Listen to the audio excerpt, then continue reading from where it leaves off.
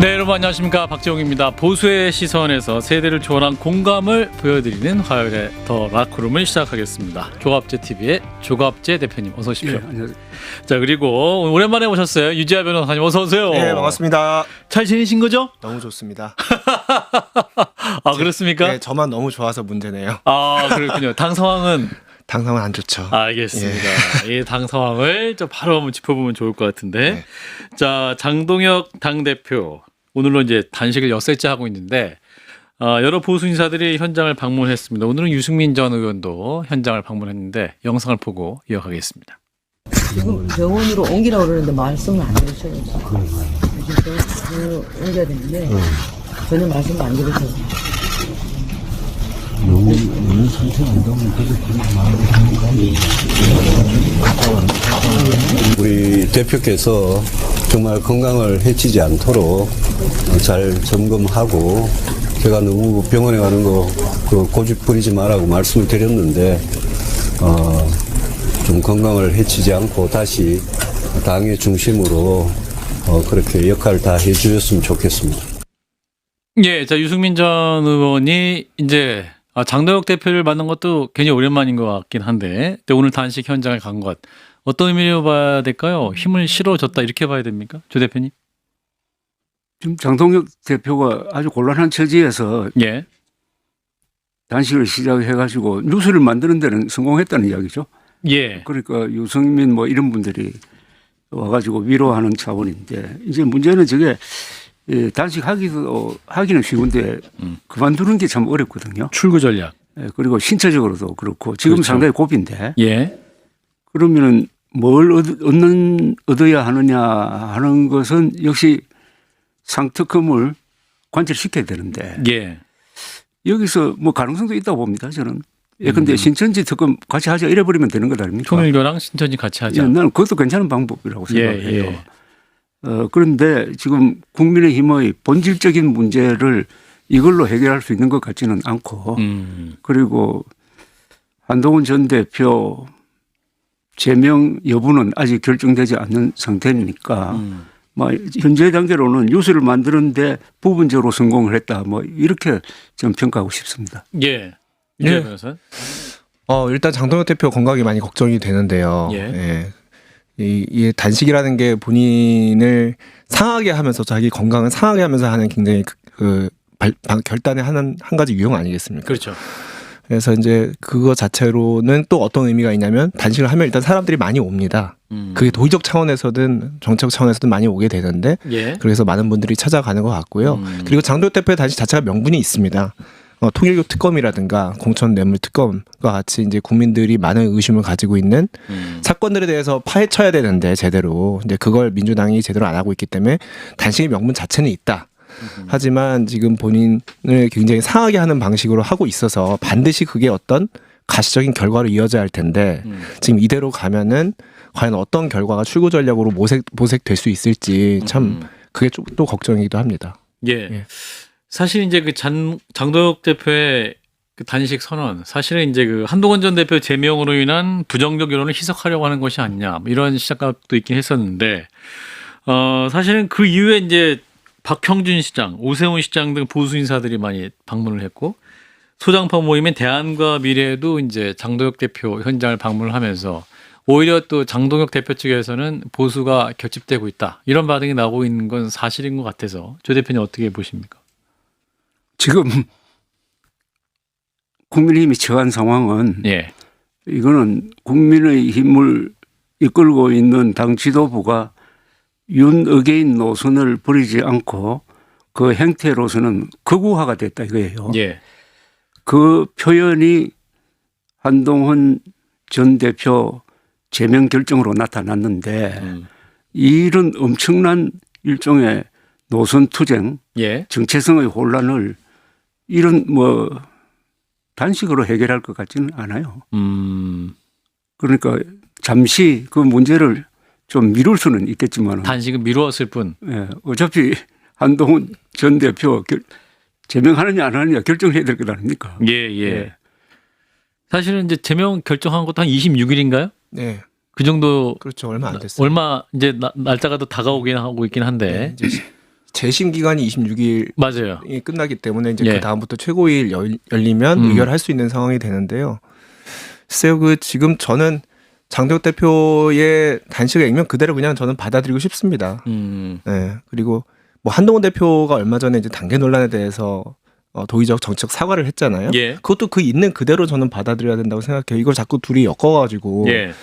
뒤죽박죽 혼란스럽게 하면은 오히려 본의가 더 왜곡될 수가 있다는 생각이 들고요.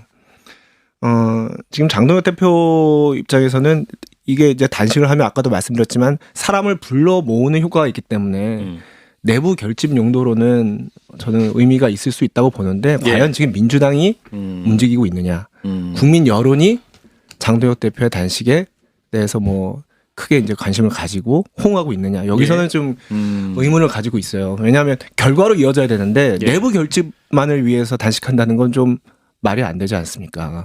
그래서 저는 국민의힘이든 장동혁 대표든 한동훈 대표를 제명하는 방식으로 국민의힘이 일종의 자기 스스로를 상하게 하는 자해적 정치를 했단 말이에요. 전 장동혁 대표도 어떻게 보면 스스로 몸을 건강을 상하게 하는 지금 정치를 하고 계세요. 근데 그럴 때가 아니고 예. 오히려 한동훈 대표의 제명으로 인한 당 분열이라든가 내부 갈등 이런 부분을 리더십을 가지고 해결하고 그리고 내부 결집이 아닌 실질적인 효과를 낼 수 있는 결과를 낼 수 있는 결실을 만들어 낼 수 있는 다른 투쟁 방식을 모색하셨으면 좋겠다. 네, 진심으로 걱정돼서 드리는 말씀입니다. 근데 지금 이제 다 현장 방문하고 있어서 한동훈 전 대표의 방문 여부가 또 중요한 이슈가 되고 있고 이준석 대표도 내일 새벽 정도에 갈 수도 있다. 네. 일단 귀국하는 즉시 가겠다. 뭐 이런 입장이기 때문에 한동훈 대표는 안 가신다는 거죠? 저는 갈 가능성이 굉장히 낮다고 생각하는데. 낮아요. 예. 그러니까 김종혁 최고도 안 간다 이렇게 말씀하시는데 예. 오늘 아침에. 뭐 그거를 굳이 뭐 완전히 배제하거나 이런 건 아니지만 갈 예. 가능성은 좀 굉장히 낮다고 생각하는데 그 이유는 뭐냐면 네.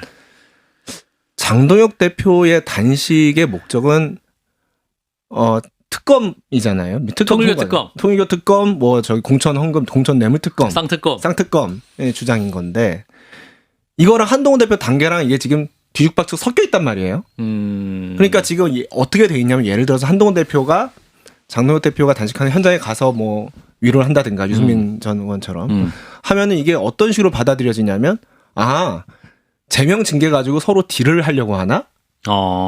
이게 그럴 문제가 아니지 않습니까? 예. 있는 그대로 예를 들어서 건강 상하지 마시라 이런 방식의 투쟁은 지금 합당하지 않다라는 말씀을 하러 갈 수도 있죠 한동훈 대표가. 근데 그렇게 받아들여지지가 않아요. 뭔가 한동훈 대표가 무릎을 꿇었다. 그러니까 이제 징계도 한수위 낮춰야 되는 거 아니냐.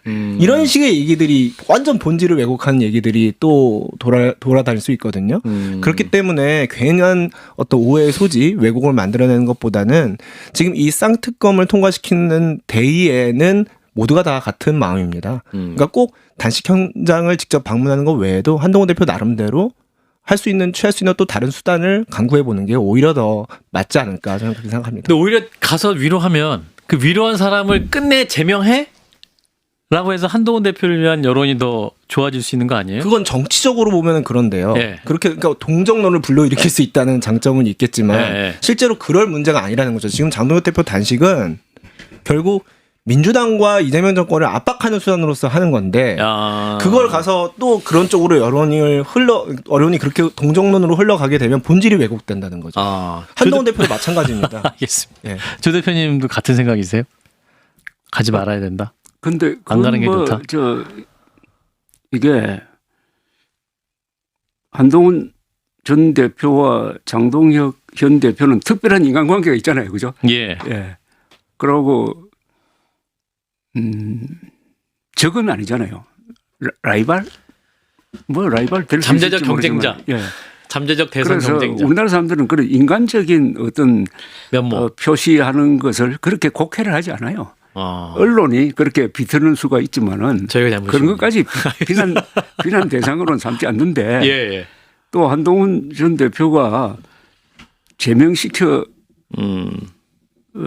저지시키지 않으면 좋겠다는 그런 의도로 갈 리도 없는 사람 아닙니까? 예. 그래서 그와 별개로 뭐 가도 좋고 안 가도 좋은 거예요. 예, 이건 예. 뭐 그분한테 맡겨 놓아야지. 예. 이거 안 간다고 가지고 몰아갈 것도 아니고 그러니까요. 간다고 몰아갈 것도 아니다. 기사거리가 저는 안 된다고 봐요. 네. 아, 그런가요? 아, 근데 또 이준석 대표 간다고 다들 주목하고 있어가지고. 그러면 한동안만 안 갔다 또 쓸 거 아니에요, 언론이.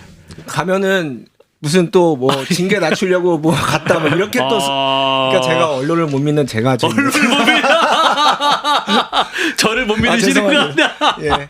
하여튼 이게 너무 오해 민감한 예, 지금 예. 그런 상황이고 사실 이게 예. 정치적 상대방, 그러니까 정치적 경쟁자라고 아까 예. 표현을 하셨는데 예. 축출하기 위해서 이런 식의 어떤 당의 윤리위나 당무감사위를 사유화해서 이걸 동원해서 이걸 찍어내는 경우는 정말 이례적인 일이고 네. 정당사에 어떻게 보면 오점이라고 할 수가 있는데 예. 이제 그런 일이 막 마구잡이로 이루어지다 보니까 이게 어떻게 비춰지느냐, 어떻게 보도되느냐를 생각을 안 할 수가 없습니다. 그래서 예. 사실 본질은 장로 예. 대표 단식의 본질은 예. 쌍특검이고 예, 예. 한동훈 대표의 징계의 본질은 사실 저는 당내 친위 쿠데타라고 생각해요. 당내 친위 쿠데타. 그렇죠. 계엄, 전 제2의 당내 계엄이라고, 계엄. 당내 계엄이라고 생각합니다. 근데 이 두 가지 사안은 전혀 별개로 처리해야 될 문제인데 이게 지금 뒤섞인 나머지 마치 거기서 뭔가 짬뽕해서 처리할 수 있을 것처럼 생각을 하는데 실제로 그렇지가 않고 오히려 더 꼬일 수가 있다 이거죠.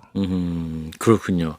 자, 그러면 장도혁 대표의 단식에 출구는 있는가? 이제 아까 우리 조 대표님도 그 부분을 우려해 주셨는데, 장도혁 대표의 전략은 뭘까요? 출구가 있을까요? 그 신천지 특검 같이 하자는 거죠. 저도 동의합니다. 네, 그거 받아야 된다고 봐요. 예. 그러니까 오늘 이제 재선 의원들이 이제 송원석 원내대표에게 신천지도 이제 오늘 굉장히 이슈가 또 언론 보도로 JTBC 보도에 많이 드러났기 때문에 같이 하면 좋지 않겠냐고 제안을 했는데 송원석 원내대표는 약간 난색을 표했다 이런 표정이거든요. 아무래도 국민의힘이 불리할 수 있으니까. 근데 받아야 된다. 그럼요. 저는 왜 받아야 되냐면 사실 신천지 특검이라는 거는 원래는 통일교 특검만 논의됐다가 물타기 형식으로 들어온 건 맞아요. 민주당이 물타기 형식으로 신천지를 섞은 건 맞습니다. 하지만 신천지 쪽으로 지금 나오는 어떤 보도들을 보면은 문제가 없는 것도 아니고 신천지 특검을 받는다고 해서 통일교 특검이 퇴색하는 것도 아니기 때문에 그리고 예. 민주당이 지금 그걸 빌미로 공천뇌물 특검을 지금 거부하고 있지 않습니까? 그러니까 이 문제를 해소하려면 우리가 그냥 신천지 특검을 받고 대신에 뭐 강선우 의원, 김병기 의원 관련된 공천 헌금 특검도 합시다. 이렇게 역공을 해야 이게 민주당도 압박을 받고 이게 사안이 풀려가는 거고 예. 장도혁 대표도 출구가 모색이 되는 건데 아하. 지금 신천지 하나 안 받겠다고 계속 거기서 이게 막히니까 그 다음으로 넘어가지가 않지 않습니까? 근데 그렇게 되면은 장도혁 대표는 몸이 계속 상하는 거예요. 그래서 오히려 장도혁 대표를 위해서라도 신천지 받고 단식 풀으시라. 풀으시고 그리고 신천지 받고 공천뇌물 특검 가고 그게 될까요? 필요합니다. 저는 그게 가능성이 있다고 보는데요. 그렇게 하면은 민주당이 예. 상당히 코너에 몰릴 것 같아요. 네. 어허. 이준석 대표 입장도 그럼 중요할 것 같은데 이준석 대표도 이제 통일특검 함께 주장하고 있는 분위기도 한데 일단 현재까지는 개혁신당 입장은 왜 신천지까지 함께 넣으려고 하니 희석된다 이런 입장이긴 한데 추가 나온 의혹이 있기 때문에 신천지도 함께 받자 개혁신당도 거부할 명분은 좀 적어질 것이다. 저는 오히려 개혁신당이 예. 이준석 대표가 그걸 주도해 나갈 수도 있다. 그러니까 오히려 조만간 다시 현장을 방문한다고 하지 않습니까? 이제 비행기 안에 있을 텐데 지금. 예, 근데 비행기 안에서 고심을 많이 하겠죠. 고심을 하다가 무릎을 탁 칠 거예요. 가자. 신천지 특검 받고 예. 이거 해결하자. 그렇게 되면은 예. 지금 이제 국회의사당에서 벌어지고 있는 이 단식 투쟁의 출구 전략도 마련이 될 뿐만 아니라 국민의힘과 개혁신당이 지금 이 문제로 지금 계속 연대 움직임을 보이고 있었지 않습니까? 근데 오히려 그거를 강하게 민주당을 압박하는 방향으로 끌어갈 수가 있어요. 그 판을 그렇게 끌어갈 수 있는 판이 뻔히 보이는데 이준석 대표가 마다할까요? 그래서 저는 이준석 대표가 충분히 전격적으로 그렇게 합시다 제안을 할 수 있다고 생각합니다. 현장에 오자마자 같이 받읍시다. 네. 자, 그런데 지금 이제 신천지 관련해서 나오는 JTBC 보도를 보면 되게 좀 심각해요. 암호명은 필라테스. 자극적입니다. 필라테스. 조 대표님 필라테스 아시죠? 아까 유저 변호사한테 설명을 들었어요. 밖에 대기실에서 제가 설명해 드렸습니다. 뭐라고 설명했어요? 필라테스 운동이다? 운동이다. 운동이다. 운동이다. 이게 요가 비슷한데 그렇지, 근력을 그렇지. 강화하는 운동이다. 예, 필라테스는 암호명 하에 조직적으로 국민의힘 당원에 가입했다. 2011년 이래로 한 5만 명이 가입했다. 신천지 내부자 증언이 나왔다는 거죠. 그걸 또 경찰 합수본에 가서 얘기를 했다는 건데 그럼 이게 뭐랄까요? 이 관련 수사도 굉장히 커질 수 있을 것 같고 이게 또 밝혀지면 국민의힘은 더욱더 좀 어려워지는 상황 아닙니까? 조 대표님 어떻게 보시는지. 제가 농담 하나 할까요? 아, 2개 하셔도 됩니다. 2012년에 예. 2012년 총선을 앞두고 예. 2011년에 박근혜 씨가 비대위원장 돼가지고 예. 당명을 바꿨죠. 예, 국민의힘. 아니죠. 아니죠. 새누리당. 한나라당에서 새누리당으로 바꿨어요. 그리고 당색을 빨간색으로 바꿨어요. 예, 예, 그때 예. 제가 쓴 글이 하나 있어요. 아. 이거 장명 잘못했다고. 아하. 새누리당을 한자로 번역하면은 신천지당이 됩니다. 네.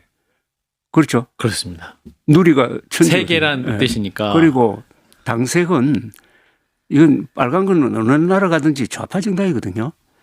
그래서 새누리당으로는 오래 못 간다고 좀 악담을 한 적이 있는데 하필 이게 신천지하고 엮여가지고 그 이후로 또 들어왔다는 거 아니에요? 그러니까요. 그러니까 제가 항상 주장하는 게 하나 있어요. 이름 잘못 지으면은 야, 망합니다. 정교일치. 이름은 정체성입니다. 예. 국민의힘도 결국 국민의힘이란 정당이 2003년에 정청래 씨가 만든 생활 네트워크 국민의힘이란 단체에서 국민의힘을 따왔잖아요. 아. 도용한 거거든요. 예. 그래 이 이름을 오래 못 간다는 거죠. 아. 그러니까 지금 당명 새로 만든다고 그러는데 예, 예. 저는 우선 장동혁 대표는 당명을 새로 만들 자격이 없어요. 그걸 만들 수 있는 사람은 당 정체성을 확립한 사람이라 해야지. 당 정체성을 지금 바꾸려고 하는 사람이 당명을 만든다면 또 아주 조롱거리 당명을 만들 가능성이 굉장히 많아요.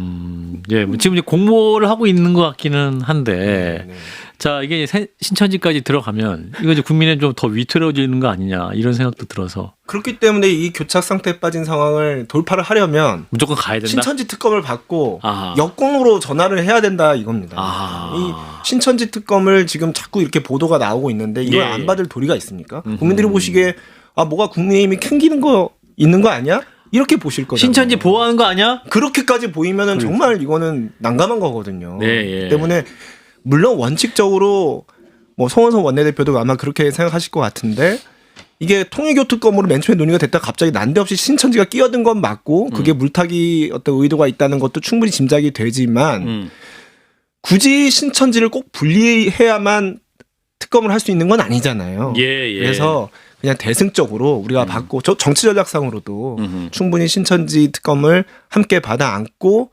역공으로 우리가 전환할 수가 있다. 예. 네, 그래서 꼭 그렇게 갔으면 근데 좋겠습니다. 교주인 이만희 씨가 또 이재명 당시 경기지사가 대통령 뜻이 있다고 하니까 이만희 씨가 그랬다는 거 아니에요? 그렇게는 되지 않을 것. 그래서 이 관련 수사가 계속될수록 뭔가 이 정교일치, 정교분리 논쟁은 계속 또 커질 수 있을 것 같은데. 자, 짧게 좀 우리 조 대표님께 여쭤보고 싶은 건 당명 얘기 많이 나오잖아요. 지금 국민, 공화, 자유, 미래, 새로운 여러 키워드, 요게 키워드 제일 많이 나오거든요. 혹시 장명을 해주시면. 당 정체성을 정확하게 한다면은 예. 거구당이 맞죠. 아니요. 아니, 하나 솔직하게 아, 솔직하게 현재 솔직하게 상황을 하면은, 하면 아, 장동혁 그다음에 부정선거당이라고 해야 돼요. 현 지도 체제 그렇죠. 하면 아니, 구당. 당 정체성을 정확하게 하면 지금 윤어게인 세력과 부정선거 음모론 세력 및 그 비호 세력이 당권을 잡았잖아요. 예, 예. 아픈 얘기입니다. 예, 사실은 우리 조 대표님이 그 국민의힘에 그러니까 애정이 제가 있으신데 이야기하고 싶은 것은 당명을 바꾸려면 당 정체성을 확립한 다음에 바꾸는 거지. 예, 지금 시기 당 정체성을 이렇게 어떻게 보면 은폐하기 위한 당명은 이거 오래 못 간다는 이야기죠. 아, 정직한 당명이라 해야 됩니다. 예, 예. 그리고 또 하나 당명 잘못 지어가지고 망한 당이 있었죠. 열린 우리당이 있었잖아요. 아, 노무현 예. 정권이 망한 거. 그때 뭐라고 했습니까? 열린 우리당이라는 걸 읽을 때마다 기분이 나쁜 거예요. 우리 당이 아닌데 우리 당이라고 일터로 강제를 하지 않습니까? 그러니까 거기에 대해서 사람들이 일종의 자위적 조치로 그럼 발음 정확하게 하자. 열린 우리당이라고 하자. 우리가 액센트를- 열렸다. 짐승이 바깥으로 다 튀어나왔다. 우리 열린 우리당. KG. 그래서 열린 우리당이라고 했다고. 그런데 이게 결국 그렇게 돼버렸습니다. 2007년 가면 이 당이 그냥 우리가 열려가지고 튀어나오듯이 해가지고 당이 그냥 해체돼 버렸잖아요. 아, 이름의 중요성을 다시 한번. 그렇네요. 예. 이 알맹이와 껍데기가 서로 잘 들어맞아야 그 이름이 의미가 있고 오래 갖는다는 말씀인 것 같은데 예. 지금 위장 폐업, 신장 개업 성공한 예가 별로 없어요. 그렇네요. 그렇다면 지금 어떻게 보면 지금 국민의힘은 당명 개정하기가 적절한 시점은 아닐 수도 있겠습니다. 그렇군요. 지금 본질 안 바뀌었는데 이름만 바꾼다. 위장 폐업이다. 라는 말씀까지 들었고요. 자, 이혜훈 기획예산장관 후보자 얘기로 넘어가 보겠습니다. 인사청문회는 이제 당초 어제 월요일 날 있을 것이다 19일. 그래서 굉장히 많이 언론도 주목을 했고 아마 여야 의원들 모두 준비를 열심히 한 것 같은데 이제 경과 보고 채택 시간이 내일까지입니다. 일단 영상을 보고 말씀 이어갑니다. 자, 우선 박홍근 의원님 3분 드리겠습니다. 위원장 왜 이렇게 위원회를 이따위로 운영을 하십니까?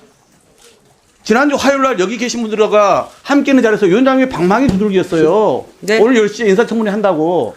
그 이후에 간사 간에 협의가 있을 뿐입니다. 국회법에 따라서. 자료제출이 부실하다고 해서 지금 계속 위원장님께서 본인이 방망이를 뚫어놓고 나서 그걸 스스로 부정하십니까?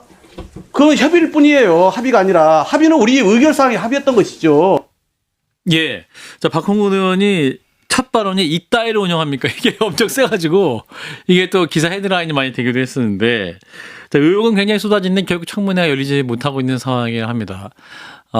지금 청문회는 열어야 될 거 아니냐라는 것인데 국민의힘 출신 이미자 위원장이 이제 여야 간사 간의 협의가 안 됐다 하면서 아직 열지 않고 있습니다. 조 대표님? 청문회 열어야 되는 거 아닙니까? 그러니까요. 왜 안 열어요? 왜 안 여는지가 이해가 안 되고요. 예, 뭐 예. 자료 제출 부족은 과거에도 여러 번 있었던 한두 것이고. 번이 아니잖아요. 예. 그러니까 이상하게 이 청문회를 하면은 아주 맹공을 해가지고 네. 이혜훈 씨를 말하자면 사퇴 안 할 수 없을 정도로 그런 게 나올 수도 있다고 생각합니다. 그런 분위기. 그렇죠, 또 민주당은 적극적으로 옹호를 안 할 거라고. 그렇죠. 예. 왜 안 하냐? 그러면 오히려 오해가 생겨요. 예. 뭔가 이렇게 국민의힘에 결정적으로 불리한 게 나올 수도 있는 것 아니냐 하는 데 대한 예방 조치처럼 예. 보이고요. 그 2019년이니까 조국 전 그러니까 법무장관 후보자에 대한 있었잖아요. 예. 그것도 한이 많으니 했는데 결국 해가지고 그때는 당 이름이 자유한국당인데 자유한국당이 상당히 좋은 평가를 받았습니다. 예. 그게 결국은 조국 씨가 임명되고 나서 사퇴하도록 만드는 거기서 많은 정보가 나왔잖아요. 예. 왜 안 합니까?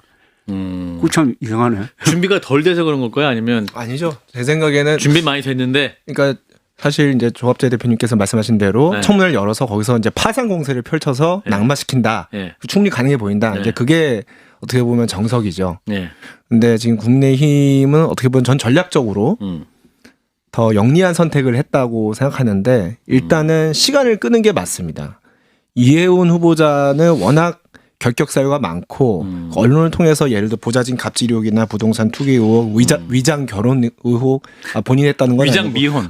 위장 미혼, 예. 위장 미혼 의혹, 그 자녀의 예, 자녀. 위장 미혼 의혹까지 보면은 이미 나온 얘기만으로도 국민들은 이미 판단이 끝났어요.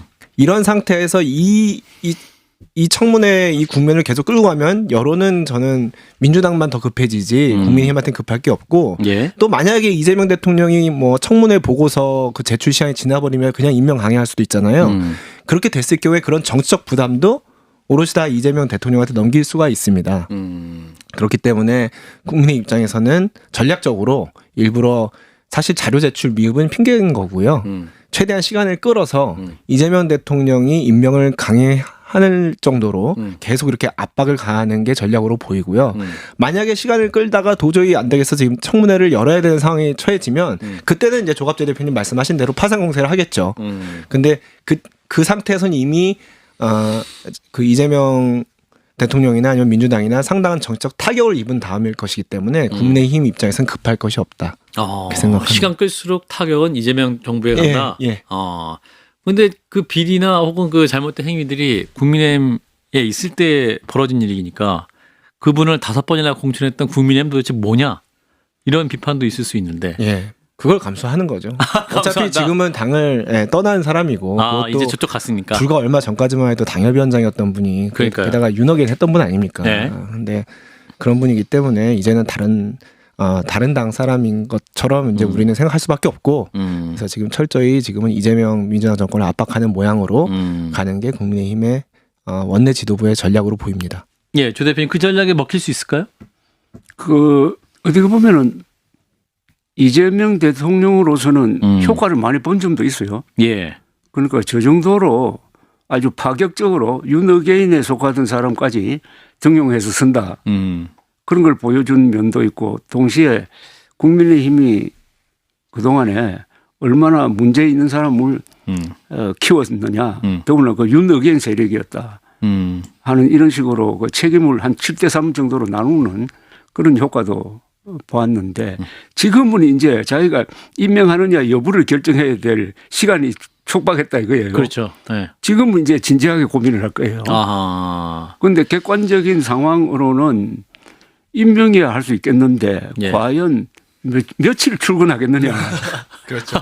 며칠 못 버틸 거예요. 며칠 출근하겠느냐. 출근할 때마다 기사가 점점 커질 테고 출근해서 도대체 일을 할 수가 있겠느냐 하는 거에 가면은 역시 가장 어떻게 보면 자기들 편에서 합리적인 선택은 뭐 자진 사퇴하도록 하는 이런 물밑 작업을 할 수 있는데 그런데 지금 말씀하신 대로 이게 안 열리니까 청문회가? 안 열리니까 오히려 바라기는 큰 게 터져가지고 예. 자진 사퇴 안 할 수 없도록 만들어줬으면 좋겠다는 생각이 있을지 몰라요. 근데 이제 이분이 사실 여기서 이제 밀려나면 이해웅 후보자 같은 경우는 이제 정치를 못 하는 거예요. 사실은 국민의힘 떠나갖고 이제 민주당 신청을 안 했고 이제 이재명 정부 일하겠다고 했기 때문에 이분 입장에서 갈 곳도 없으니까 여기서 끝장을 봐야 되는 건데 그래서 이재명 대통령도 오늘 이제 그 수보회의에서 보면 국무회의에서 보면 이제 청문회 기회는 줘야 되지 않게 어렵게 모셨는데 이렇게 말을 하더군요. 요 심리는 뭡니까? 책임 분산이죠. 책임 분산? 그러니까 아까도 제가 말씀드렸지만 청문회를 해야 거기서 국민의힘의 공격이 있고 민주당이 이제 방어를 해봤자 얼마나 방어를 할 수 있겠습니까? 그럴 의지도 그렇게 크지 않을 거고 그러다 예. 보면 이제 어떻게 보면 이재명 대통령은 임명권자로서 국민과 함께 나도 함께 봤는데 도저히 안 되겠네. 이런 어떤 얘기를 할 수 있을 정도로 청문회에서 뭔가 난타가 있어야 돼요. 그걸 기다려야 돼요. 예. 그거 없이 본인이 청문회도 안 열었는데 본인이 갑자기 임명 철회를 하거나 자진 사퇴시켜버리면 그러면 애초에 왜 후보자로 지명을 했다는 또 그냥. 그런 공격을 받을 수 있거든요. 그러니까 이재명 대통령 입장에서는 청문회를 빨리 열어줬으면 할 겁니다. 그렇군요. 일단 어쨌든 언젠간 청문회가 있을 것 같긴 합니다. 근데 이제 추가적으로 나오는 게 천하람 의원이 이제 계속 그 비망록 얘기를 해주고 있는데 이제 종교인에게 다른 의원들 낙선 기도 명단을 전달했다는 거 아니에요. 그러니까 이분들이 낙선할 수 있도록 기도해달라. 그리고 거기 이제 경찰 수사를 검찰에 청탁해서 무마시키려는 시도가 있었다. 뭐 이런 내용도 있는데 실제로 그 낙선 기도 대상이었던 분들의 이름이 나오기 시작했습니다. 물론 국민의힘만 있는 건 아니고 민주당 진영에서는 진선미, 남윤인순, 표창원 당시 의원 등이 적혀 있었고 친박계 실세로 꼽히는 중진들 윤상현, 권영세, 김태흠, 현 충남지사 이런 분들 이름이 있었다는 거죠. 이거 조 대표님 어떻게 들으셨어요? 자, 이게 사실이라는 걸 전제로 해가지고 예, 그렇게 얘기했죠. 이야기를 해야 될지 이거 내가 확인하는 게 아니라서 말이죠. 천하람 의원이 변호사 출신이기 때문에 또 확인 비망록을 근거로 해서 말을 했을 것 같긴 여기에 한데. 제일 끔찍한 게 이제 예. 목사님 등장하는 건데 예. 더구나 낙선 기도를 하는 목사님이 있을 수 있을까요? 명단을 받았고 실제로 이분이 했는지 모르겠습니다. 그렇지. 예. 그러니까 이제 철없는 신자가 요구를 했다. 그래서 그냥 이런 기도까지 요청을 하는군요. 알겠습니다. 좀 그런데 하셨을 하여튼 텐데. 이혜원 전 의원은 예. 아주 권력욕이 강하다는 것은 예. 아주 놀라울 정도입니다. 그죠? 그렇죠. 예. 그러니까 권력을 위해서는 노선을 가리지 않는 그런 권력욕에다가 만약 이 목사님이 등장했다 하면은 지금 우리나라 이 개신교 위기를 보여주는 건데 개신교가 지난 한 150년 동안 대한민국의 근대화, 독립운동, 건국, 산업화, 민주화에서 아주 중요한 역할을 했지 않습니까? 예. 그런데 최근에 와가지고 개신교가 정치와 이렇게 손잡고 거기에 또 부정선거 음모론까지 들어와가지고 큰 교회 목사가 정치화되고 또는 부정성 음모론을 퍼뜨리는 그런 식으로 하면서 개신교에 큰 위기가 왔어요. 예. 어떤 목사님이 설교하면서 이러더라고요. 우리 개신교가 얼굴을 들 수 없게 된 게 교회와 교인들이 무례하게 보입니다. 이러더라고. 교회와 교인들이 다른 사람들로부터 무례하게 보입니다. 그런 것의 한 단면이 여기 이해운 비망록에 등장한 것 아니냐 하는 그런 생각을 해봅니다. 그래서 지금 통일교 신천지 이게 다 정교 유착 분리의 원칙을 위배했다 해가지고 지금 수사가 들어가고 맞습니다. 있다고요. 예. 이게 어떻게 보면은 이 세계 정치의 발전에서 제일 중요한 게 1517년에 마르틴 루터의 종교개혁으로 해가지고 정교 분리를 시작하면서 민주주의도 발전하고 산업혁명도 일어난 거 아닙니까? 예. 그 원점에 대한 지금 문제 제기를 하고 있는 거예요. 그 특검의 형식으로. 예. 그런데 이걸 계기로 해가지고 우리 개신교 또 다른 종교도 마찬가지지만은 예. 절대 종교하고 이제 권력을 분리해야 되고 경험적으로 보면은 종교와 권력이 유착되면은 종교가 손해를 봅니다. 아무래도 권력이 강해요. 종교보다는. 아, 그런가요? 예. 또 종교 자체의 순수성도 많이 오염될 수 있기 때문에 그 신자들도 많이 떠날 수도 있죠. 그렇죠. 이게 이런 비망록 같은 게 이제 알려지면 기독교 신앙에 대해서 굉장히 왜곡된 인상을 많은 사람들이 가질 수 있고 저는 뭐 제가 다른 사람의 신앙을 평가할 입장은 아닙니다만 예. 이 자체만 봐도 굉장히 왜곡돼 보여요. 왜냐하면 이게 기도를 부탁하는 걸 무슨 비망록이 데스노트도 아니고 무슨 갑자기 예, 거기에다가 그런 식으로 이게 기독교 예. 신앙이랑은 딱 봐도 안 맞지 않겠습니까? 예. 그리고 뿐만 전혀 아니라 아닙니다. 비망록에 예. 나온 내용 중에서 또 보면은 자기가 보좌진들한테 히스테리 부린 걸 가지고 하나님 제가 많은 세월 기도했지만 제 힘으로 고칠 수가 없습니다. 예. 주님 고쳐 주시옵소서 이렇게 얘기를 했다는데 예. 이것도 굉장히 무책임하고 사실은 그건 나중에 고쳐지지 않으면 하나님 탓을 할 건가요? 이게 굉장히 왜곡된 신앙으로 보여져요. 그리고 예. 이게 또 정치와 또 결탁을 하고 유착이 되면은 예. 더 큰 왜곡된 신앙이 정치와 유착이 되면 더 큰 문제가 생기고요. 그래서 저는 그런 어떤 여러 가지 병폐들이 사회적으로 드러난 게 지금 통일교 문제라고 생각하거든요. 예. 그리고 신천지 문제도 사실 마찬가지입니다. 그래서 예. 이번 기회에 통일교 신천지 특검 그냥 받고 싹 정리했으면 좋겠습니다. 싹 정리될까요? 한 대까지는 해야죠. 한 대까지 해보자. 완벽할 수는 없겠지만 그래도 우리가 노력은 해야죠. 예. 예. 천하람 개혁신당 원내대표도 사실은 이 개신교 집안이기 때문에 아마 이것도 공개하면서 오늘 아침에 이제 그 정치쇼에 나와가지고 이분이 또 이 기도 내용을 공개를 했어요. 이분들이 기도해 보신 분이거든요, 사실은. 그러니까 이제 어떤 신앙적 맥락도 다 알고 그럼에도 불구하고 이제 이게 공개했다는 건 비망록에 나오는 그 수위나 이런 것들이 이제 공개를 해서 비판할 수밖에 없었던 그런 상황이 있었던 것 같긴 해요. 네. 예, 아무튼 이 논란도 어떻게 또 정리가 될지. 예, 저도 참 이 신자 입장에서 마음이 여러 가지 복잡하네요. 예, 아무튼 여기까지 짚고 다음 얘기로 넘어가 보겠습니다. 자, 윤석열 전 대통령이 체포방해 등의 혐의로 1심에서 징역 5년을 선고받았는데 윤 전 대통령 측이 불복해서 항소를 했습니다. 발언을 듣고 이어가겠습니다. 이 재판부는 피고인에게 형법상 불소추 특권이 있다고 하더라도 피고인에 대한 수사가 제한된다고 볼 수 없다. 이렇게 판시를 했습니다. 이 부분 아마 이 판결에서 가장 논란이 되는 판결이 아닐까 싶습니다. 그러니까 한마디로 말했어요. 대통령은 헌법상 재임기간 중에 소추를 받지 아니하는데 그 소추가 수사는 해당이 안 된다. 그 수사에는 대통령은 체포당했지 않습니까? 강제 수사까지 포함한다. 그러니까 지금 이재명 대통령이 체포되고 구속될 수 있다는 겁니다. 대통령제에서 이렇게 판단하고 해석하는 건 이 판사가 처음입니다. 예. 자, 성진호 변호사라는 분인데 일단 이분이 법률적 얘기를 해가지고 옆에 또 유지아 변호사가 계셔서 이분 말이 맞습니까? 일단 저분의 워딩은 예. 변호사의 말이 아니에요. 아, 그래요?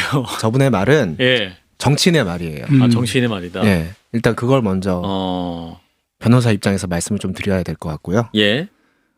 실제로 공수처의 그 수사권, 내란죄에 대한 수사권이 공수처에게 있느냐 이 문제는 저도 예전에 한판수부 나와서 몇 번 말씀을 드렸습니다만 예, 기억납니다. 논란이 있어요. 예. 논란이 있고 그거를 말끔하게 해소하기 위해서 경찰이 수사를 하거나 아니면 별도의 특검을 뭐 하거나 뭐 이제 그게 수사권 문제는 해소할 수 있는 방법이었는데 법 해석상으로 얼마든지 이제 풀어갈 수 있는 문제고 결국 이제 직권남용으로 수사를 개시한 다음에 직접 관련성 있는 내란죄 수사로 하는 거잖아요. 예. 그게 그래서 이제 넘어갈 수 있는 건데 법 형식적으로는 이의를 제기할 수 있을지 모르겠습니다. 실체적으로는 충분히 그런 해석도 가능해요.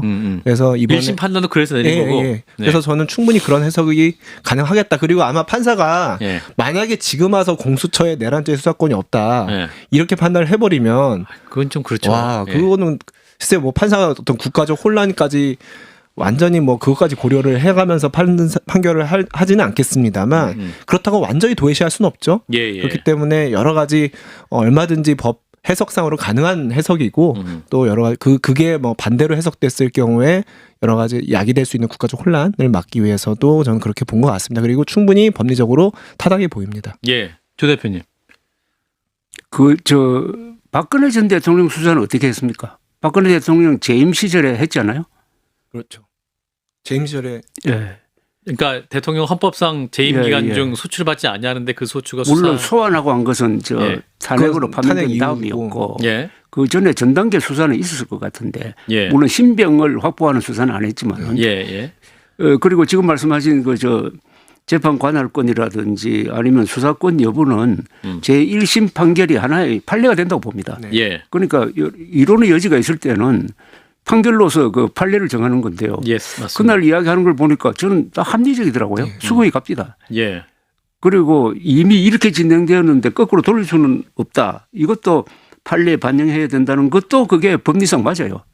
그리고 법리라는 게 뭐 꼭 이렇게 고정되어 있는 게 아니지 않습니까? 예, 그래서 조문이 이거는 있어야 되는 게 앞으로 아니라. 판례로서 저는 뭐 대법원까지 올라가서 고정될 거라고 보고 그러니까 저는 항소를 해도 예, 이길 만한 요소가 별로 없지 않느냐 하는 그런 생각이 들고 그리고 내란죄가 성립되는지 여부는 그날 판단은 안 했지만은 예. 전후좌우로 이렇게 읽어보면은 아 내란죄도 성립되겠다 하는 느낌을 준 것 같고 해서 난 실력은 없다고 봅니다. 예. 자, 근데 이런 가운데 나경원 의원이 이분이 판사 출신이잖아요. 이분이 헌법 84조와 공수처법 2조에 따라 공수처는 내란죄에 대한 수사권이 없다. 법원 판결에 반하는 주장을 굽히지 않고 있긴 합니다. 그래서 나경원 의원이 또 왜 이런 말씀을 또 강하게 하실까? 해석해 주세요. 이제 정치적 주장이죠. 예전에 윤석열 대통령 그래요? 그 탄핵 사건 때도 예, 예. 뭐 4대4 기각이니 뭐 온갖 추측들이 난무하지 5대3 않았습니까? 데드락. 예. 네. 데드덕인가요? 예, 어쨌든. 예, 데드덕. 예, 데드덕. 예. 하여튼 그랬는데 그게 지금 그러니까 어떤 판사로서 법조인으로서 하시는 말씀은 아니고 예. 법리에 익숙한 정치인으로서 하시는 말씀으로 이해하고 있고요. 그리고 이 말씀에 뭐 완전히 뭐 이렇게 어불성설이고 허무맹랑한 얘기를 하시는 것도 아니에요. 왜냐하면 이제 공수처 수사권 문제는 조합재 대표님 방금 말씀하셨다시피 1심 판결이 처음 나오긴 했지만 아직 예. 대법원 확정 판결까지 나온 상태는 아니기 때문에 예. 이게 판례로 정립되지 않은 상황이어서 법리적 논쟁은 가능합니다. 다만 지금 나경원 의원이 하시는 이 주장은 법리적으로 논쟁하자는 게 아니고 정치적 주장인 거잖아요. 어떤 정치적 목적입니까?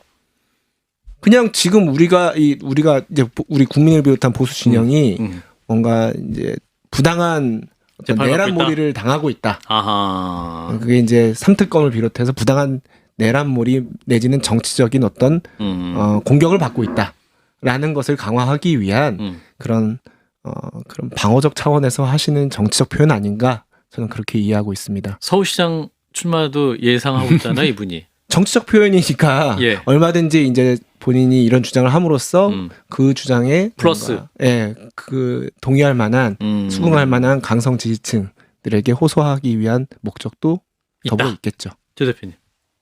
저는 나경원 의원의 이 말보다 제일 경악했던 것은 예. 국민의힘이 논평을 하지 않은 사실입니다. 이런 문제에 대해서 논평하지 않았다는 것은 판결에 불만이 있다는 이야기예요. 예, 예, 예. 그렇다면은 계엄 사과는 그것은 말장난이었다는 이야기고 또 이게 공당이라고 쓰잖아요. 보통 당을 우리가 강조를 하면서 사당이 아니고 공당이라고 그러면은 이 공적인 일이고 더구나 국민의힘이 배출한 지금 대통령이 이런 말하자면은 선고를 받았는데도 불구하고 그에 대한 의견이 없다고 그러면은 그렇죠. 이건 당도 아니고 아무것도 아니고 그냥 협회 수준도 아니고요. 아. 이건 존재가 없는 거예요. 본인들에 속했던 대통령이었으니까. 그러니까 그게 무슨 말은 아니 불만이 있다는 이야기 해도 돼요. 그렇죠. 법리상 이런 건 문제 있으니까 앞으로 2심에 가서 바로 잡혀주기를 바란다. 왜 그 이야기를 왜 못합니까? 그런데 말 안 하는 게 최악의 선택이에요. 아하. 그러니까 이런 당은 사실은 문외 정당이라는 건 아닙니까? 뇌가 없 뇌가 없는 정당 아닙니까? 뇌가 없는 정당. 와. 아니 근데 제가 기자니까 기자를 비교하면 어떤 큰 사건이 터졌다 그럽시다. 예.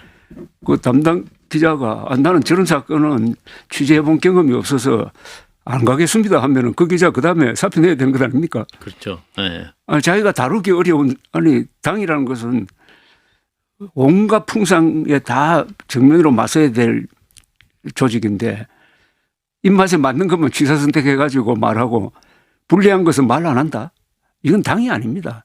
그리고 이거 공과 사를 구별도 못하고 이게 가장 최근에 있었던 일 중에 개탄할 만한 일이라고 생각을 해요. 지금 이제 제가 잠깐 서울시장 얘기를 했는데 그 패널마이크 의뢰로 여론조사 공정위 실시한 여론조사인데 서울시장 이제 지지도 조사를 했습니다. 했더니 오세훈 현 시장이 25.9%, 그 정원호 서울 성동구청장이 23.4%, 나경원 의원이 3위입니다. 17.1% 뭐 이런 수치가 나오고 있습니다. 요거는 이제 양자구도는 아니고 쭉 이제 후보자들 대상으로 해서 이제 누가 좋으냐 이렇게 조사를 한 건데 일단 나경원 의원도 이제 이렇게 두 번째 수치가 나오는 상황이기 때문에 뭔가 이제 17 플러스 오세훈 시장의 지지도도 본인에게 온다면 승산이 있는 구도 싸움이 되지 않겠느냐 이런 판단도 할 수 있을 것 같은데요.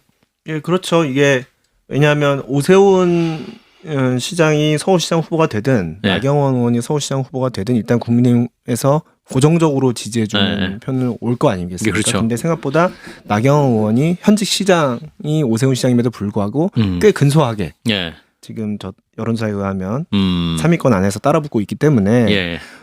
전 나경원 입장에서 이제 반가운 여론조사고 해볼만한 게임이다 예. 이렇게 판단하실 가능성이 높을 것 같아요. 예. 하겠죠? 게임을? 출마 선언 하겠지겠죠? 그렇게 하고서 움직이는 것으로 다들 생각하고 있지 않습니까? 아, 그렇습니까? 예. 근데 이제 2위가 정원호 고시 23.4, 4위가 박주민 의원 9%인데, 그 2위와 4위를 합친 숫자가 지금 33 정도 되고, 1위와 3위를 합친 숫자가 43이에요. 그러면 국민의힘 1등, 3위 후보가 민주당 2위, 4위 후보보다 많거든요. 그러니까 민주당보다 국민의힘이 앞서고 있다 이런 판단을 하고 있어요. 물론 공정조사이기 때문에 좀 뭔가 공정하지 않을 수 있다 하고 약간 무슨 효과라고 하나요? 아무튼 그 어떤 응답률에 좀 뭔가 편견이 있을 수 있다 해석할 수 있겠지만 조 대표님 나경원 의원의 서울시장 출마 가능성 나아가 경쟁력.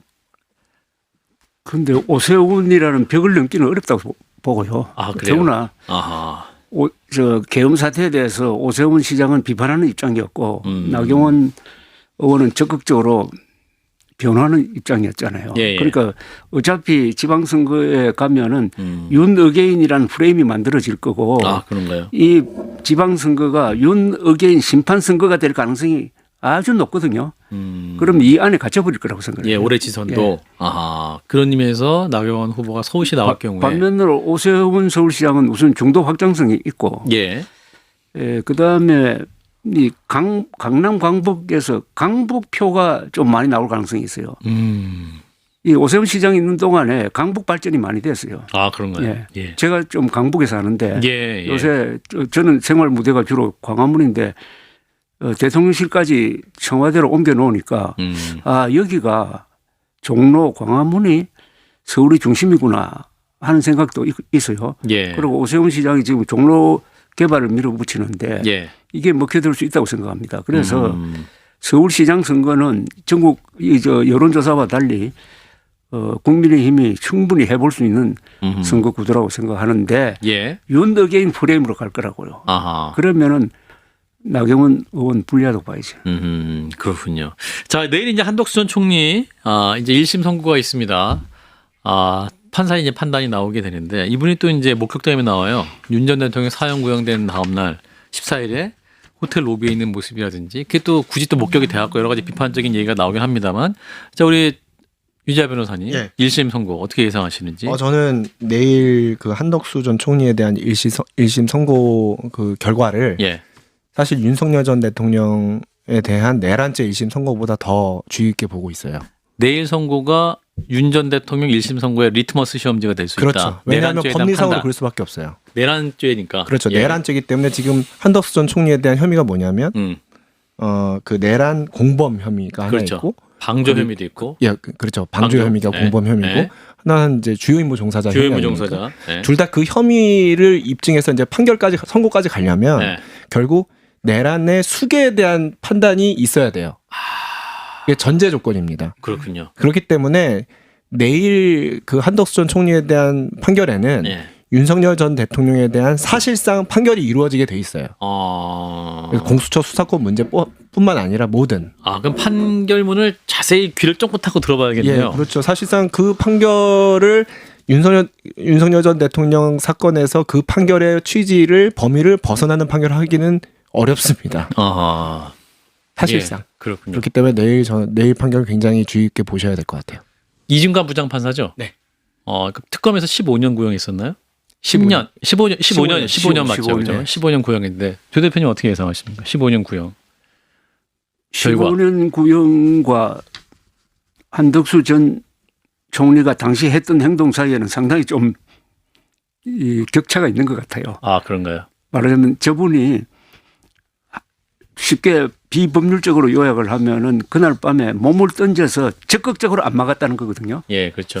적극적으로 안 막은 것은 도덕적으로 정치적으로 비난받을 만하지만 그게 형사 사건으로 가서 예. 그 보통 죄도 아니고 내란죄 공범으로까지 엮을 수 있느냐 하는 데 있어서는 실체적 사실에 대한 것과 법과의 괴리가 있어요. 그러나 이분이 국무총리만이 그걸 막을 수 있었다는 거 아닙니까? 그죠? 예. 구형 논거의 핵심이. 예. 이분만이 막을 수 있었던 거예요. 그분도 연세라든지 윤석열 대통령이 그분을 대하는 좀 어렵게 대했던 거기에 비하면 행동이 너무나 유순한 것처럼 보였고 특히 이번에 CCTV 영상이 공개됐고 그러니까 이분이 그러왔던 참 대통령만 빼고는 안 한 직책이 없는데 주미대사 됐고 그렇죠. 국무총리도 2번이나 했고 오블리제라는 그 원칙 높은 절에 올라갈수록 그 의무는 더 강해진다는 그 원칙에 반하는 행동을 한 건 분명해요. 예. 요 경계선에서 내일 어떤 판결이 나오느냐 하는 것인데 지금 류 변호사님 말씀대로 윤석열 대통령한테 상당히 불리할 거로 봅니다. 예. 내가 또 생중계가 된다고 하니까 그 1심 판단 어떻게 나오는지 그 부분도 지켜봐야 될 것 같습니다. 자, 오늘 오랜만에 와주신 위 변호사님 감사드리고요. 조 대표님도 고맙습니다. 감사합니다.